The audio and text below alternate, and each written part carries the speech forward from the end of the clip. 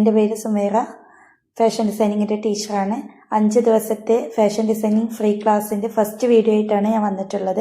നിങ്ങൾ ഈ സ്ക്രീനിൽ കണ്ടുകൊണ്ടിരിക്കുന്നത് നമ്മളുടെ ഫാഷൻ ഡിസൈനിങ്ങിൻ്റെ സ്റ്റുഡൻസ് ചെയ്ത വർക്കുകളാണ്. അപ്പോൾ ഫാഷൻ ഡിസൈനിങ് പഠിച്ചാൽ നമുക്ക് ഒരുപാട് മേഖലകളിൽ എത്തിപ്പെടാൻ പറ്റും. നമുക്ക് സ്വയം ഒരു വരുമാനമാക്കി എടുക്കാൻ പറ്റും. കൂടാതെ നമുക്ക് ബാക്കിയുള്ളവർക്ക് നമുക്കൊരു ജോലി സാധ്യതകൾ ഉണ്ടാക്കി കൊടുക്കാനും പറ്റുന്ന ഒന്നാണ്. അപ്പോൾ നമുക്ക് വീട്ടിലിരുന്നിട്ട് ചെയ്യാനും പറ്റുന്ന ഒരു കാര്യം തന്നെയാണ് ഫാഷൻ ഡിസൈനിങ് എന്നുള്ളത്. ഹലോ ഡിയേഴ്സ്, അപ്പോൾ നമ്മളുടെ ഫസ്റ്റ് ക്ലാസ് നമ്മളിവിടെ സ്റ്റാർട്ട് ചെയ്യാണ്. നമ്മളുടെ ഈ ഒരു 5 ദിവസത്തെ ഫ്രീ ക്ലാസ്സിൽ നമ്മൾ ഫസ്റ്റ് സ്റ്റാർട്ട് ചെയ്യുന്നത് ഹാൻഡ് എംബ്രോയ്ഡറിയിൽ നിന്നിട്ടാണ്. അപ്പോൾ ഹാൻഡ് എംബ്രോയ്ഡറി പലർക്കും അറിയുന്നവരുണ്ടാവും, അറിയാത്തവരുണ്ടാവും. അപ്പോൾ നമുക്ക് ഹാൻഡ് എംബ്രോയ്ഡറിക്ക് വേണ്ടിയിട്ട് എന്തൊക്കെ വേണം, മെറ്റീരിയൽസ് എന്തൊക്കെ വേണം എന്നൊന്ന് പരിചയപ്പെടാം. ഇതാണ് ഹൂപ്പ് എന്ന് പറയുന്നത്. അപ്പോൾ ചിലർ എംബ്രോയ്ഡറി റിങ് എന്നൊക്കെ പറയും. ഇതിൻ്റെ പേരാണ് ഹൂപ്പ്. ഹൂപ്പ് 2 ഹൂപ്പുകളായിട്ടാണ് വരുന്നത്. ഒരു സെറ്റ് എന്ന് പറഞ്ഞത് 2 ഹൂപ്പാണ്. ഒന്നിൽ സ്ക്രൂ ഉണ്ടാവും. പിന്നീട് വേണ്ടത് നമുക്ക് വൈറ്റ് മല്ലു ക്ലോത്ത് അല്ലെങ്കിൽ പോപ്ലിൻ ക്ലോത്ത് എന്ന് പറയുന്നതാണ്. പിന്നീട് വേണ്ടത് നമുക്ക് ത്രെഡ്. നമുക്ക് എംബ്രോയ്ഡറി ചെയ്യാൻ വേണ്ടിയിട്ട് എംബ്രോയ്ഡറി ത്രെഡുകൾ അവൈലബിൾ ആണ്. അപ്പോൾ നമുക്ക് പല കമ്പനിയുടെ ത്രെഡുകൾ അവൈലബിൾ ആണ്. ഇത് വരുന്നത് രംഗോളി ത്രെഡാണ്. അതുപോലെ തന്നെ എംബ്രോയ്ഡറി ചെയ്യാൻ വേണ്ടിയിട്ട് നമ്മൾ യൂസ് ചെയ്യുന്ന സൂചി, എംബ്രോയ്ഡറി പിന്നെന്ന് പറഞ്ഞാൽ അത്യാവശ്യം ലെങ്ത്തുള്ള, കുറച്ച് വണ്ണുള്ള, അതുപോലെ തന്നെ ഹോൾസ് ഇതുപോലെ വരുന്ന ഒരു ഹോളുള്ള എംബ്രോയ്ഡറിയുടെ സൂചി നമുക്ക് അവൈലബിൾ ആണ്. ഷോപ്പിലൊക്കെ എംബ്രോയ്ഡറി സൂചി ചോദിച്ചു കഴിഞ്ഞാൽ കിട്ടും. ഇത്രയും കാര്യങ്ങളാണ് നമുക്ക് മെയിനായിട്ട് വേണ്ടത്. പിന്നെ നമുക്ക് ത്രെഡ് കട്ട് ചെയ്യാൻ വേണ്ടിയിട്ടുള്ള ഒരു ട്രിമ്മർ ആവശ്യമുണ്ട്. അതുപോലെ തന്നെ പിക്ചർ വരയ്ക്കാൻ കാർബൺ പേപ്പർ. അപ്പം നേരിട്ട് നമ്മൾ പെൻസിൽ കൊണ്ടോ പെന്ന് കൊണ്ടോ ഒന്നും നമ്മൾ ക്ലോത്തിൽ എംബ്രോയ്ഡറിയുടെ ചെയ്യാൻ പാടില്ല. അതിന് വേണ്ടിയിട്ടാണ് നമ്മൾ യെല്ലോ കാർബൺ പേപ്പർ നിർബന്ധമായിട്ടും വാങ്ങിക്കണം എന്ന് പറയാൻ കാരണം. ഹാൻഡ് എംബ്രോയ്ഡറി പഠിച്ചവർക്ക് അറിയാം, നമ്മൾ നിർബന്ധമായിട്ടും യെല്ലോ കാർബൺ പേപ്പർ വെച്ചിട്ടാണ് വരയ്ക്കാറുള്ളത്. നമ്മൾ ഈ ഒരു പിക്ചറിനെ എങ്ങനെയൊക്കെ വരക്കും എന്നുള്ളതും ഹാൻഡ് എംബ്രോയ്ഡറിയിൽ എന്തൊക്കെയാണ് വരുന്നത് എന്നുള്ളതൊക്കെ നമുക്ക് നോക്കാം. ഹാൻഡ് എംബ്രോയ്ഡറി നമുക്ക് ഫസ്റ്റ്, അപ്പോൾ തീരെ അറിയാത്തവരുണ്ടാവും, അറിയുന്നവരുണ്ടാവും. അപ്പോൾ അറിയാത്തവർക്ക് വേണ്ടിയിട്ട് നമുക്ക് സ്റ്റാർട്ട് ചെയ്യുന്നത് തന്നെ ചെറിയ ഒരു സ്റ്റിച്ചിൽ നിന്നിട്ട് തന്നെ സ്റ്റാർട്ട് ചെയ്യാം. നമ്മളുടെ മല്ലു ക്ലോത്തിനെ നമ്മൾ ഇതുപോലെ നിവർത്തി വെക്കാം. നിവർത്തി വെച്ചിട്ട് നമ്മളുടെ ഹൂപ്പ് എടുക്കുക. ഈ ഹൂപ്പിൻ്റെ 2 സ്പ്ലിറ്റ് ചെയ്തതിന് ശേഷം ഈ ഒരു ഫുൾ റൗണ്ട് വരുന്ന ഹൂപ്പിനെ അടിവശത്ത് വെച്ച് ഈ ക്ലോത്തിന് മുകളിൽ വരുന്ന രീതിയിൽ വെച്ച് കൊടുക്കുക.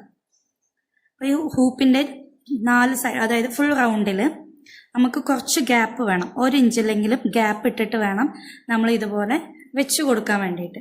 ഇനി നമ്മൾ ഈ ഒരു സ്ക്രൂ വരുന്ന ഹൂപ്പിനെ മുകളിൽ വെച്ച് കൊടുക്കുകയാണ്. വെച്ച് കൊടുത്ത് നമ്മളിതിനെ അമർത്തി കൊടുക്കുക. ഈ ഒരു ഹൂപ്പിൽ സെറ്റാക്കി കൊടുക്കുക. സെറ്റാക്കി കൊടുക്കുമ്പോൾ നമ്മൾ ഈ ഒരു സ്ക്രൂവിനെ ലൂസാക്കി കൊടുത്തു കഴിഞ്ഞാൽ പെട്ടെന്ന് ഇതിൽ നമുക്ക് വെക്കാൻ കഴിയും. ഇനി നമ്മളെന്ത് ചെയ്യുക, വെച്ച് കഴിഞ്ഞാൽ നല്ലോണം ടൈറ്റാക്കി കൊടുക്കുക. നല്ലോണം നമ്മൾ ടൈറ്റാക്കി കൊടുക്കണം. ഈ ഒരു ഹൂപ്പിനെ നമ്മൾ ഇതുപോലെ ടൈറ്റാക്കി കൊടുത്ത് ക്ലോത്തിന് എല്ലാ സൈഡിലും ക്ലോത്തിനെ ഇതുപോലെ ടൈറ്റാക്കി വലിച്ചു കൊടുക്കുക. എന്നാൽ മാത്രമേ നമ്മൾ വർക്ക് ചെയ്ത് കഴിഞ്ഞാൽ ഫിനിഷിങ് കിട്ടുള്ളൂ. നമ്മൾ ഈ ഒരു ഹൂപ്പിൽ നിന്നിട്ട് ഊരിക്കഴിഞ്ഞാൽ നമുക്ക് ഫിനിഷിങ് കിട്ടണം, വർക്ക് ഫിനിഷിങ് കിട്ടണം എന്നുണ്ടെങ്കിൽ നമ്മൾ ഇതുപോലെ ടൈറ്റാക്കി പിടിച്ചു കൊടുക്കുക. ഇതുപോലെ ശബ്ദം വരുന്ന രീതിയിൽ വേണം നമ്മൾ ടൈറ്റാക്കി കൊടുക്കാൻ വേണ്ടിയിട്ട്. ഇതുപോലെ ടൈറ്റാക്കി കഴിഞ്ഞാൽ നമ്മൾ നെക്സ്റ്റ് ചെയ്യേണ്ട കാര്യം എന്ന് പറഞ്ഞാൽ, നമ്മൾ ഹാൻഡ് എംബ്രോയ്ഡറി സാധാരണ നോർമൽ കോഴ്സുകളൊക്കെ പഠിക്കുമ്പോൾ സ്റ്റിച്ച് ബോർഡ് എന്ന് പറഞ്ഞ സംഭവം ഉണ്ടാക്കും. നിങ്ങൾക്ക് അതിൻ്റെ ഒന്നും ആവശ്യം വരുന്നില്ല, ആകെ കുറച്ച് കാര്യങ്ങളുള്ളത് കൊണ്ടാണ്. നമുക്ക് ആദ്യം ഒരു കറക്റ്റ് ഒരു ലൈന് വരച്ചു കൊടുക്കാം.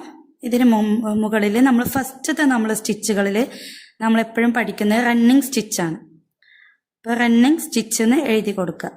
നിങ്ങൾക്ക് പഠിക്കാൻ വേണ്ടിയിട്ടാണ് കേട്ടോ റണ്ണിങ് സ്റ്റിച്ച് എന്ന് എഴുതാൻ പറയുന്ന. പേരുകളൊന്നും മറന്നു പോകാണ്ടിരിക്കാൻ വേണ്ടിയിട്ട് റണ്ണിങ് സ്റ്റിച്ച് 3 എന്ന് എഴുതാം. അപ്പോൾ ഈ 3 എന്താണെന്ന് വെച്ചാൽ നമ്മളുടെ ത്രെഡ് വരുന്നത്, ഹാൻഡ് എംബ്രോയ്ഡറിയുടെ ത്രെഡ് വരുന്നത് ഈ ഒരു രൂപത്തിലാണ്. ഇതിന് 2 ഇതുപോലെ 2 എൻഡിങ്ങും ഓപ്പണിങ്ങും ഭാഗം ഉണ്ടാവും. അപ്പോൾ ഒന്നിങ്ങനെ വലിച്ചു കഴിഞ്ഞാൽ പെട്ടെന്ന് ഇങ്ങനെ ഊരിപ്പോരുന്നു. ആ ഒരു പോർഷനാണ് നമ്മൾ എടുക്കേണ്ടത്. നമുക്ക് വേണ്ട അത്ര ലെങ്ത് ഇതുപോലെ കട്ട് ചെയ്തെടുക്കാം. ഈ ഒരു ത്രെഡ് വരുന്നത് 6 സ്ട്രാൻഡ്സ് ആയിട്ടാണ്, അതായത് 6 ഇഴകളായിട്ടാണ് ഇത് വരുന്നത്. ഈ ഒരു 3 എന്ന് എഴുതിയിട്ടുള്ളത് നമുക്ക് 3 ത്രെഡ് മതി. റണ്ണിങ് സ്റ്റിച്ച് ചെയ്യാൻ വേണ്ടിയിട്ട് നമുക്ക് 3 ത്രെഡുകൾ മതി. അപ്പം നമ്മളിങ്ങനെ സ്പ്ലിറ്റ് ചെയ്തിട്ട് ഇതുപോലെ എടുത്തു കഴിഞ്ഞാൽ 3 3 ആയിട്ട് നമുക്ക് കിട്ടും. ഇനി നമ്മൾ ചെയ്യേണ്ടത് ഇതുപോലെ സൂചി എടുത്ത് ഈ ഒരു സൂചിയിൽ കോർത്ത് കൊടുക്കുക. നമുക്ക് ഈ ഒരു തലഭാഗം സ്മോളും ഇത് കുറച്ച് ലാർജും ആക്കിയിട്ട് ലോങ്ങും ഷോർട്ടും ആയിട്ടാണ് നമ്മൾ വെക്കുന്നത്. എന്നിട്ട് ഈ ഒരു കൂടുതലുള്ള ഭാഗം നമ്മൾ അടിവശമൊക്കെ ഇട്ട് കൊടുക്കുക. ടൈ ചെയ്ത് കൊടുക്കുകയാണ് ചെയ്യണത്. ടൈ ചെയ്ത് കൊടുക്കുക. ഓക്കെ. ഇനി നമ്മൾ ചെയ്യുന്നത് അടിവശത്ത് നിന്നും നമ്മൾ ഇതുപോലെ ഈ ഒരു ലൈനിൽ കുത്തിയെടുക്കുകയാണ്. നമ്മൾ ഇതുപോലെ കുത്തി മുകൾക്ക് എടുത്തു കഴിഞ്ഞാൽ ചെറിയൊരു ഡിസ്റ്റൻസ് വിട്ട് നമ്മൾ താഴേക്ക് തന്നെ ഇറക്കി കൊടുക്കുക. ഈ ഒരു റണ്ണിങ് സ്റ്റിച്ച് നമുക്ക് പലർക്കും അറിയുന്നതാണ്. പക്ഷേ നമ്മൾ ചെയ്യേണ്ട കാര്യം എന്ന് പറഞ്ഞത് നമ്മളിവിടെ ഒരു സ്റ്റിച്ച് കൊടുത്തിട്ടുണ്ട്. ഈ ഒരു സെയിം ഡിസ്റ്റൻസ്, ഈ ഒരു സ്റ്റിച്ചിൻ്റെ സെയിം ഡിസ്റ്റൻസ് വിട്ട് കഴിഞ്ഞിട്ട് നമ്മൾ നെക്സ്റ്റ് സ്റ്റിച്ച് ഇതുപോലെ സ്റ്റാർട്ട് ചെയ്യാം. ഇതുപോലെ നമുക്ക് സെയിം ഡിസ്റ്റൻസ് കീപ്പ് ചെയ്തിട്ട് വേണം. ഇതിൻ്റെ ഇടയിലുള്ള ഗ്യാപ്പും അതുപോലെ സ്റ്റിച്ചുകൾ തമ്മിലുള്ളത് ഒരു അകലവും സെയിം ആയിട്ട് വേണം വരാൻ വേണ്ടിയിട്ട്. നമുക്കിതൊന്ന് ഫിനിഷ് ചെയ്തെടുക്കാം.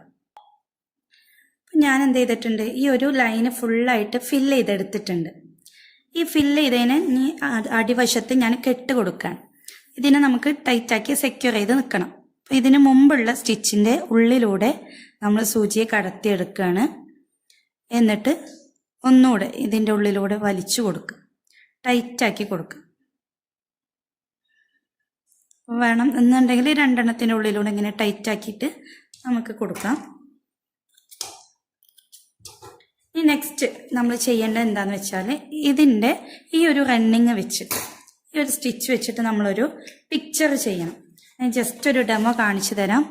ഞാൻ ഈ ഒരു പേപ്പറിൽ ഒരു ഫ്ലവർ വരയ്ക്കണം. നിങ്ങൾക്ക് പിൻട്രസ്റ്റിലൊക്കെ നോക്കിക്കഴിഞ്ഞാൽ ഒരുപാട് പിക്ചേഴ്സ് കിട്ടും. അല്ല എന്നുണ്ടെങ്കിൽ കുട്ടികളുടെ ബുക്കിലൊക്കെ ഉണ്ടാവും. ഒരുപാട് പിക്ചേഴ്സ് നമുക്ക് അവൈലബിൾ ആയിട്ട് കിട്ടും. അങ്ങനെയുള്ള പിക്ചേഴ്സൊക്കെ എടുത്തിട്ട് ചെയ്യുക. ഇതുപോലെ കുഞ്ഞു കുഞ്ഞു പിക്ചറല്ല, നല്ല പിക്ചേഴ്സൊക്കെ വെച്ചിട്ട് ചെയ്യുക കേട്ടോ. നമ്മൾ ചെയ്യേണ്ടത് ഇതുപോലെ കാർബൺ പേപ്പറിൻ്റെ ഈ യെല്ലോ പോർഷന് നമ്മളുടെ ക്ലോത്തിൽ ഇങ്ങനെ അറ്റാച്ച് ചെയ്ത് കൊടുക്കുക. എന്നിട്ട് നമുക്ക് നമ്മളുടെ കയ്യിൽ എന്ത് പിക്ചറാണോ ഉള്ളത് അത് ഇതുപോലെ മുകളിൽ വെച്ച് കൊടുക്കുക. എന്നിട്ട് ഇതിൻ്റെ മുകളിലൂടെ പലർക്കും അറിയുന്നുണ്ടാവും സ്കെച്ചൊക്കെ എടുക്കാൻ. ആ സെയിം മെത്തേഡാണ് നമ്മൾ ചെയ്യുന്നത്. ഓക്കെ, ഇതുപോലെ വരച്ചെടുക്കുക. ഇതിന് മുകളിൽ കൂടെ വരയ്ക്കുമ്പോൾ ഇതിൻ്റെ ഒരു യെല്ലോ പോർഷന്, യെല്ലോ കാർബൺ പേപ്പർ വെച്ചിട്ട് വരയ്ക്കുമ്പോൾ യെല്ലോ കളറിൽ ഇതുപോലെ കിട്ടും. ഇനി നമ്മൾ ചെയ്യേണ്ടത് ഈ ഒരു റണ്ണിങ് വെച്ചിട്ട് ഈ ഒരു ഫ്ലവറിനെ ഫില്ല് ചെയ്തെടുക്കുക എന്നുള്ളതാണ്. എങ്ങനെ ഫില്ല് ചെയ്തെടുക്കുക എന്നുള്ളതും കൂടെ കാണിച്ചു തരാം കേട്ടോ. നമ്മൾ ഇതുപോലെ റണ്ണിങ് വെച്ചിട്ട് തന്നെ ചെയ്ത് കൊടുക്കുക. അപ്പോൾ ഇതൊക്കെ ഔട്ട്ലൈൻസ് ആണ്. നമ്മൾ റണ്ണിങ് സ്റ്റിച്ച് എന്നൊക്കെ പറയുന്നത് ഔട്ട്ലൈൻ ചെയ്ത് കൊടുത്ത് എടുക്കുന്ന വർക്കാണ്.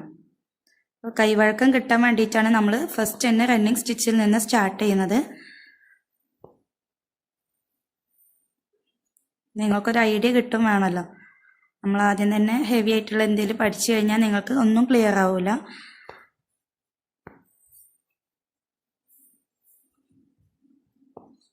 കണ്ടോ, ഇപ്പം ഞാൻ ഈ ഒരു സെൻറ്ററിലുള്ള ഒരു റൗണ്ട് പോർഷന് ഞാൻ ഏകദേശം കംപ്ലീറ്റ് ചെയ്തെടുത്തിട്ടുണ്ട്.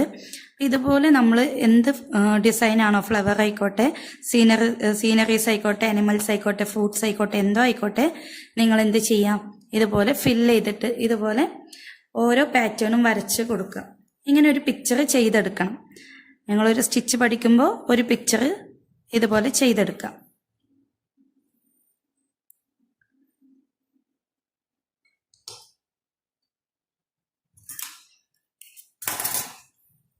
ഓക്കെ, റണ്ണിങ് സ്റ്റിച്ച് വെച്ചിട്ട് ചെയ്ത വർക്കാണ് കേട്ടോ ഇത്. അപ്പോൾ ഇതുപോലെ നമുക്ക് പല വർക്കുകളും ചെയ്തെടുക്കാം. നമുക്ക് ഇഷ്ടമുള്ള ഡിസൈൻസ് വെച്ചിട്ട്, സീനറീസ് വെച്ചിട്ടായിക്കോട്ടെ, ഫ്ലവേഴ്സ് വെച്ചിട്ടായിക്കോട്ടെ, ഇനി ഡോൾസിൻ്റെ പോലെയുള്ള പിക്ചേഴ്സ് വെച്ചിട്ടായിക്കോട്ടെ, നമുക്ക് എന്തെങ്കിലും പിക്ചേഴ്സ് വെച്ചിട്ട് ഇതുപോലെ വർക്കുകൾ ചെയ്തെടുക്കുക. എല്ലാവരും ചെയ്ത് നോക്കാം കേട്ടോ. Thank you.